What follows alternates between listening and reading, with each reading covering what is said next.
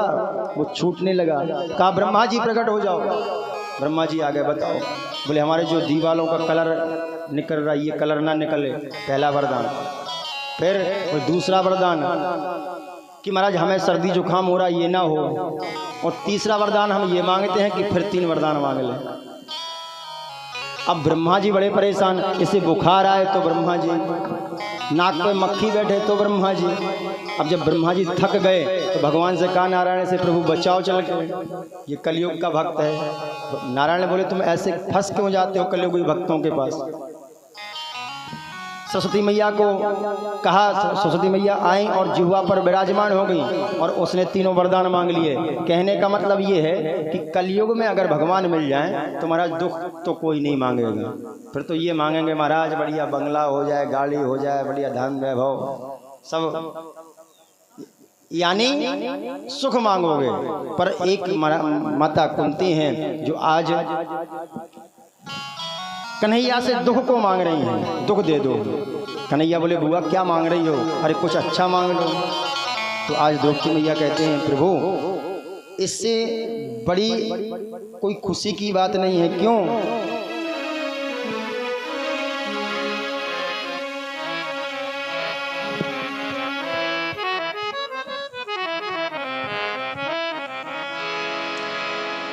बोले ये तो महाराज बहुत अच्छी बात है जो हम दुख मांग रहे हैं। क्योंकि बोले महाराज दुख जो जितना अच्छा होता है सुख उतना अच्छा नहीं होता। क्यों नहीं होता? दुख में सुमरन सब करें, दुख में करे न को, जो सुख में सुमरन करे तो दुख काहे को होए। महाराज दुख में सुमरन सब करें, सुख में करे ना कोई। बोले जितनी याद तुम्हारी कष्ट में आती है उतनी याद सुख में नहीं आती। क्यों? अब घर में बढ़िया एसी लगी हो, गर्मी का मौसम हो, बढ़िया एसी में लेटे हो, डनलप का गद्दा पड़ा हो, आराम से टीवी चल रही हो, भगवान को याद करोगे? बताओ करोगे? नहीं करोगे। वो महाराज हाथ पैरों में अच्छा खासा दर्द हो रहा हो तब जरूर कहोगे भगवान क्या कर्म किए, ये काहे को कष्ट दे रहे हो, तब भगवान याद आएंगे। वो कहीं उस एसी में बैठ के भगवान को याद कर लो तो काहे को ये कष्ट हो। लेकिन नहीं, भगवान को याद जब करेंगे जब कष्ट आएगा, और जब सुख होगा तब महाराज टीवी चालू करो, बढ़िया सुंदर फिल्में देखो।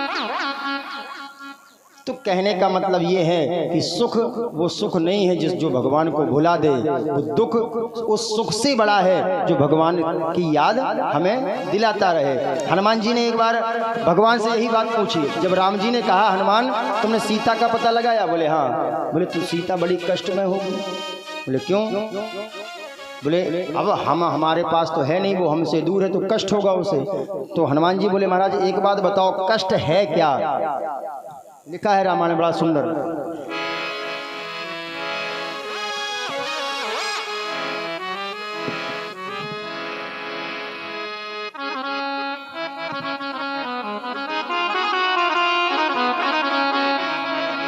और कहे हनुमंत बेपते प्रभु सोई, कहे हनुमंत बेपते सभी सोई, कहे हनुमंत बेपते प्रभु सोई, कहे हनुमंत बेपते सभी सोई, कहे हनुमंत बेपते प्रभु सोई, कहे हनुमंत बेपते सभी सोई।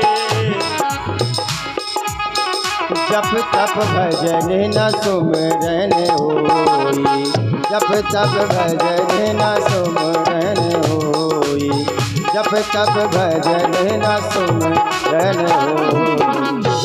कहे हनुमंत विपत प्रभु सोई, जप तप भजन न सुमरन होई। बोले हम विपत्ति उसको मानते हैं जब भगवान का जप ना हो पाए और भगवान हमें याद ना आए, वो विपत्ति है। बोले मैया जानकी तो आपको एक पल के लिए नहीं भूल पा रही हैं, मैया जानकी तो आपको एक पल के लिए नहीं बिसरा पा रही हैं, आपको इतना याद कर रही हैं। तो महाराज बताइए जानकी मैया इस समय कष्ट में है या खुश है?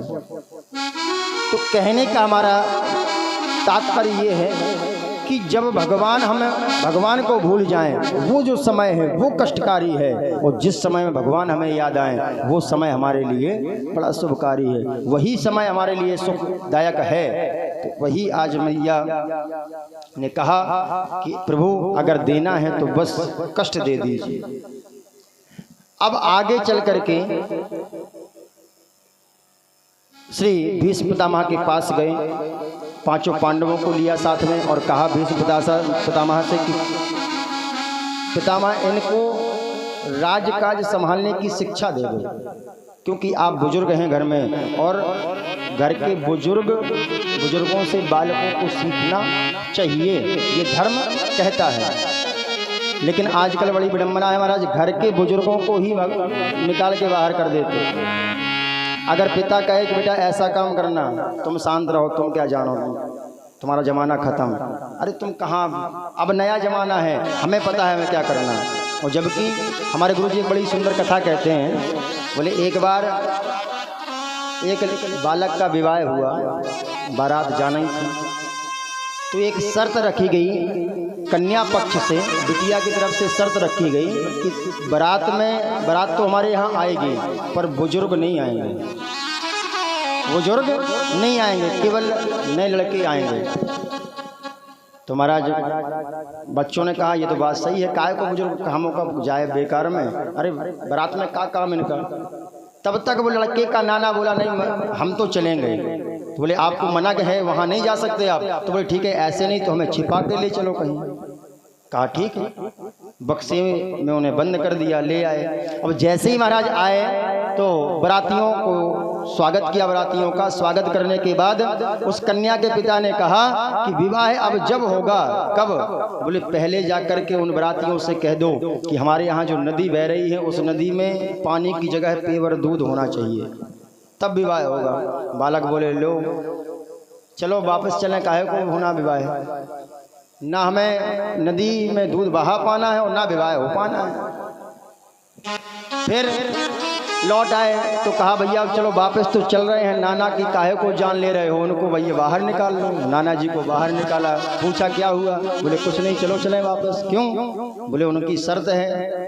कैसी शर्त? बोले बहुत बड़ी शर्त है। बोले कितनी बड़ी शर्त है, क्या है बताओ तो। बोले उन्होंने कहा है कि इस नदी में दूध की जगह, पानी की जगह दूध भर रहना चाहिए, दूध इसमें बहना चाहिए, तब विवाह करेंगे। बोले इतनी छोटी सी बात। अब बालक बोले आपको छोटी बात लग रही है, लगता नाना जी सठिया गए हैं 60 साल की उम्र में, ये छोटी बात है? अरे इतनी बड़ी नदी में दूध की धारा बहाना कोई मामूली बात है? नाना ने कहा अरे चिंता क्यों करते हो, जाओ उनसे कह दो कि हमारे पास व्यवस्था है दूध बहाने की, लेकिन पहले उस पानी को खाली तो कर लो, उस जल को, नदी को खाली कर दो, यहाँ से हम दूध की व्यवस्था है, हम दूध बहा देंगे। तो जैसे ही जब ये बात कही तो उन लोगों ने समझ लिया कि कोई ना कोई बुजुर्ग आपके यहाँ उपस्थित है। तो कहने का मतलब बुजुर्गों के पास अनुभव बहुत होता है, पर आजकल के बालक बुजुर्गों से कुछ सीखना नहीं चाहते हैं। और कन्हैया ने वही किया, बुजुर्ग हैं आज भीष्म पितामह, तो पांडवों को लिया और कहा महाराज इनको सुंदर धर्म की शिक्षा दीजिए। तो भीष्म पितामह ने सुंदर शिक्षा दी। कहा युधिष्ठिर से कहा राज धर्मान दान धर्मान मोक्ष धर्मान विभाग सह। राजा का धर्म होता है क्या? बोले राजा का धर्म होता है दान देना, धार्मिक कार्य करना, प्रजा का पुत्रवत पालन करना, ये राजा के धर्म है। तन पवित्र सेवा किए, धन पवित्र कर दान, और मन पवित्र हरि भजन, सो त्रिविध होते कल्याण। महाराज तन को सेवा से पवित्र करिए। राजा से कहा कि राजा को अपनी शरीर से सेवा करनी चाहिए प्रजा की, और बोले धन पवित्र जब होता है जब आप दान करोगे, और मन पवित्र जब होता है जब भगवान का भजन भी करना चाहिए। तो सुंदर शिक्षा दी, और शिक्षा दे करके महाराज आज भीष्म पितामह ने कहा प्रभु अब हमारा समय हो चुका है और हम जाना चाहते हैं। आज भीष्म पितामह ने अपने देह का त्याग किया, सामने कन्हैया खड़े हैं। अब जब भीष्म पितामह चले गए, यहाँ कन्हैया ने अपना रथ तैयार किया और अपनी द्वारका को आ गए। द्वारका से अपने गोलोक धाम को गमन कर गए। अब अर्जुन जब छोड़ करके आए तो कन्हैया ने कहा था कि इन गोपियों को ले जाना, ले जा करके अपने वहाँ इंद्रप्रस्थ में रखना, क्योंकि हमारे जाने के बाद द्वारका इस समुद्र में डूब जाएगी। तो उन गोपियों को लेकर के जैसे ही आज अर्जुन आ रहे थे, रास्ते में कन्हैया ने ही गोलभील बनकर के उन गोपियों को लूट लिया। क्यों? क्योंकि ये समझाया अर्जुन को कि अर्जुन, अगर तुम्हें घमंड हो गया हो कि मैं गांडीवधारी, मैंने इस महाभारत युद्ध को जीत लिया है, तो तुम कुछ नहीं थे, केवल समय बलवान था, मैं तुम्हारे साथ था, इसलिए तुमने ये महाभारत का युद्ध जीता है। अब जैसे ही अर्जुन आए, अर्जुन मुख मलिन किए हुए हैं, कहा, पूछा क्या हुआ, तो बताया कि कन्हैया आज चले गए हैं। जब कन्हैया चले गए महाराज, तो फिर अब बोले अपना रुकना भी ठीक नहीं है। परीक्षित जी को महाराज सुंदर राज दिया और पांचों भाई, पांचों पांडव आज चलने लगे स्वर्गारोहण के लिए। पीछे माता द्रौपदी हैं और पांचों भाई हैं, चले जा रहे हैं। अब महाराज एक बात है, कभी भी कहीं भी जाओ, कभी भी कहीं भी जाओ, अकेले नहीं जाना चाहिए। अकेले कहीं नहीं जाना चाहिए, कभी भी कहीं भी जाएं आप, अकेले नहीं जाना चाहिए। कहाँ कहाँ? बोले महाराज कुछ जगह ऐसी हैं जहाँ अकेले जाना गलत होता है, हमारे शास्त्र विरुद्ध हैं। शास्त्र कहता है क्या?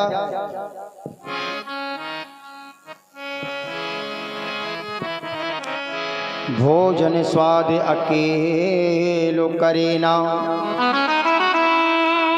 अकेलो न शत्रु सभा में जावे, दुर्जन सोधाए अकेलो मिले ना, अकेलो न युवती सनबतन लागे, सोबत हो बहु लोग जहाँ, वहाँ आप अगर अकेलो न जागे। महाराज भोजन स्वाद अकेलो करे ना, भोजन करने बैठो अकेले नहीं बैठना चाहिए, कोई किसी न किसी को साथ में बिठा लो, पता नहीं क्या हो भोजन में। और अकेलो न शत्रु सभा में जावे, दुश्मन के यहाँ अकेले नहीं जाना चाहिए, पता नहीं कब क्या कर दे। और दुर्जन सो ढाए अकेलो मिले ना, मतलब दुष्ट व्यक्ति से अकेले नहीं मिलना चाहिए, पता नहीं क्या कर दे। और अकेलो ना युवती सन बातन लागे, अगर कोई स्त्री खड़ी हो, भले वो आपकी बहन हो, लेकिन उससे अकेले बात नहीं करना चाहिए। जब कोई खड़ा हो आसपास तब बात करें, पता नहीं लोग क्या समझ बैठे, क्या कहने लगे। और सोबत हो बहु लोग जहाँ, वहाँ आप अगर अकेलो न जागे। अब मान लो 10, 15, 20 लोग सो रहे, अब आपका नियम है सुबह 4 बजे जगना है भैया, वो नहाना धोना स्नान व्यवस्था, आप जगे, आप चले गए नहाने के लिए, तब तक कोई उठा उनमें से, किसी की जेब साफ कर दी और फिर सो गया। अब जब सुबह होगी पता चलेगा तो बोले पहले कौन जगह था, पकड़ो उसे, जो पहले जगह होगा उसी के पास होगा सब। तुम कहने का मतलब जब सब लोग सो रहे हो, बहुत सारे लोग, वहाँ अपन पहले ना जगो, जगो तो किसी ना किसी को साथ में जगा लो। तो ये महाराज जा रहे हैं कहाँ? स्वर्गारोहण। तो जब ये सब जगह अकेले नहीं जाना चाहिए, तो क्या वहाँ अकेले जाना चाहिए?